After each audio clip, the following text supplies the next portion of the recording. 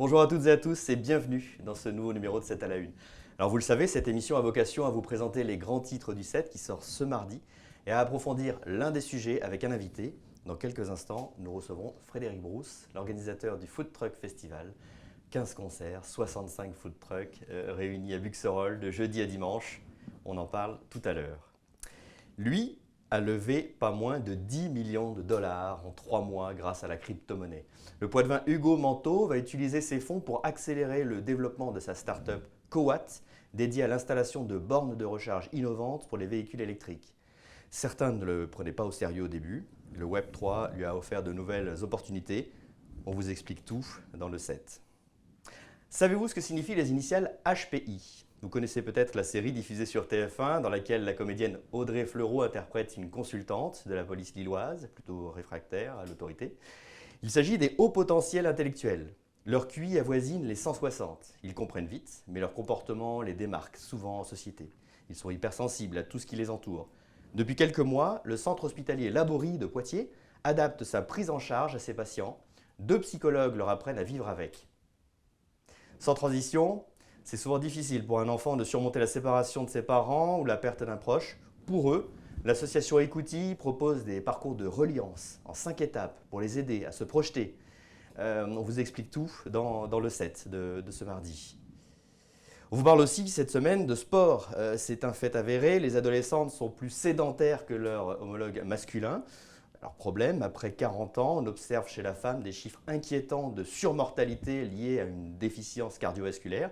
Le cardiologue Paul Menu a imaginé le dispositif Let's Girl pour amener les jeunes filles à bouger davantage à travers des parcours de découverte de différents sports. Pareil, on vous explique tout dans le 7. Et sans transition encore, avec le sujet précédent, on en vient à notre invité.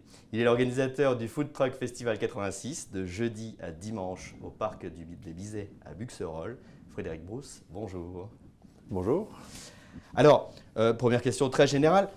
Présentez-nous ce rendez-vous en quelques mots et en quelques chiffres, s'il vous plaît. Mais en fait, ça va devenir le plus grand rassemblement de France de food truck. Donc en gros, on a 65 food trucks présents, truck et trucks insolites. On a 15 concerts. Donc on attend, vu l'influence qu'on voit sur les réseaux, on attend les 30 000 personnes, logiquement sans souci. Ouais. Donc ça commence à parler. C'est pour une 3e édition seulement. Donc voilà, c'est seulement, entre guillemets, je dis seulement, parce que ramener 30 000 personnes au bout de la 3e édition, c'est rare.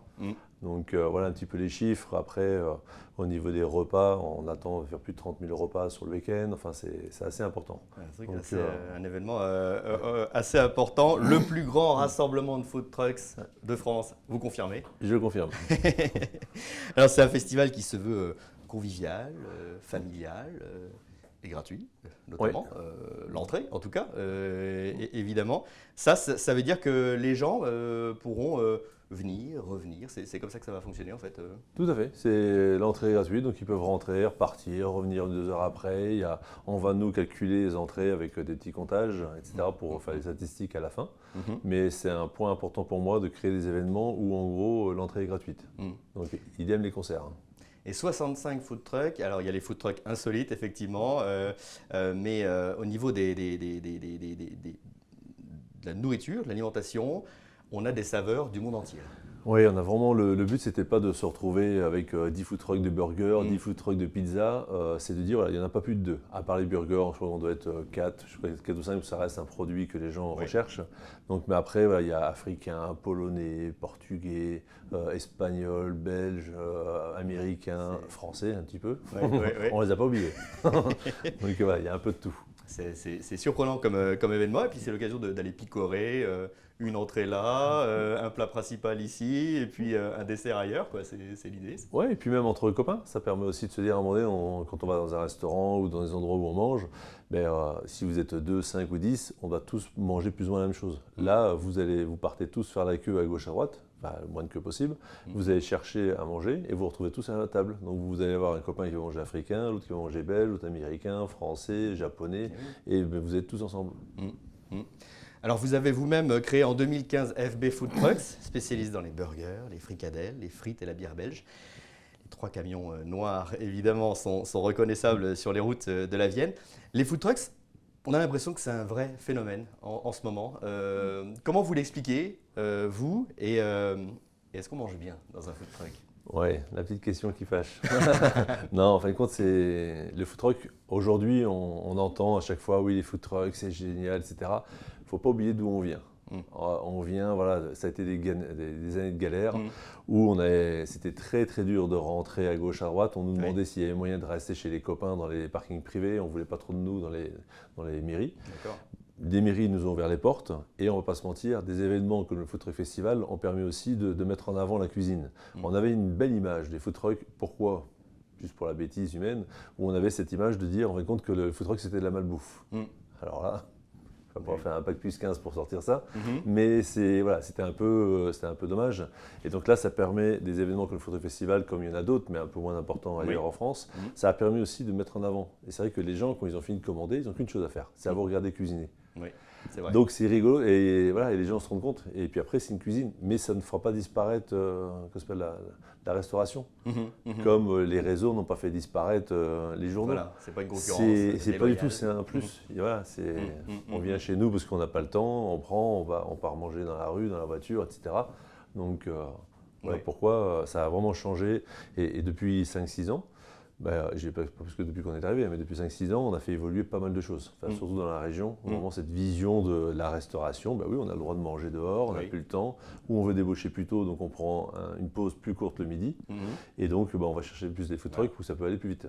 C'est vrai que les camions sont beaux maintenant, ils sont rutilants et c'est vraiment une belle expérience. Alors les visiteurs du festival pourront aussi faire un don pour soutenir la recherche dans la lutte contre le cancer. C'est un sujet qui compte particulièrement pour vous. Est-ce que vous pouvez nous dire pourquoi et comment ça va se passer concrètement pendant le festival?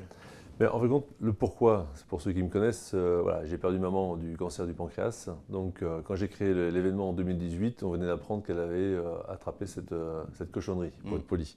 Et donc, elle a tenu 1 an. Elle m'avait promis de venir. Elle n'a pas pu tenir sa promesse parce que le cancer a gagné contre elle. Et donc, je me suis dit, il faut que j'arrive à mettre le combat des food trucks d'un côté, mais le combat de la lutte contre le cancer. Je veux qu'au fur et à mesure des années, que ça rentre dans la tête des gens de dire, je viens m'amuser, je viens m'éclater. Mais en contrepartie, je veux aussi qu'il y ait un lien entre la lutte contre le cancer. Donc la première fois, c'est mon fils de 10 ans qui faisait le tour, on avait récolté 300 €. La deuxième édition, j'ai mis une caution d'1 €, mais par contre, je le rendais à personne. Donc, ce qui fait qu'on avait récolté, j'avais mis un petit peu plus personnellement, et on avait récolté 3 000 €. Et cette fois-ci, parce que tout augmente, on a des gobelets avec une caution de 2 €, et quand les gens vont arriver, c'est pas pour les mettre mal à l'aise, mais je veux que ça vienne d'eux. C'est-à-dire que je ne vais plus les obliger. Quand on va leur rendre la pièce de 2 €, on leur dira, je vous la rends, ou on le met dans le pot du fonds Aliénor. D'accord. Pour que si les gens veulent la récupérer, on leur rendra, mais au moins qu'ils se rendent compte pourquoi. C'est pas qu'on leur prend 2 €, c'est pas pour nous, c'est vraiment pour le reverser après, pour la lutte au fonds Aliénor. Un beau message, effectivement. Bon, et alors si la météo est favorable, beaucoup de monde est attendu dans ce festival. Merci pour cet éclairage, Frédéric Brousse. Merci. Merci beaucoup. Alors, comme le 7 est partenaire de cet événement, nous avons décidé d'y consacrer pas moins de 4 pages, en fait, dans le numéro de ce mardi. Vous y retrouverez la liste des trucks, un plan, le programme des concerts.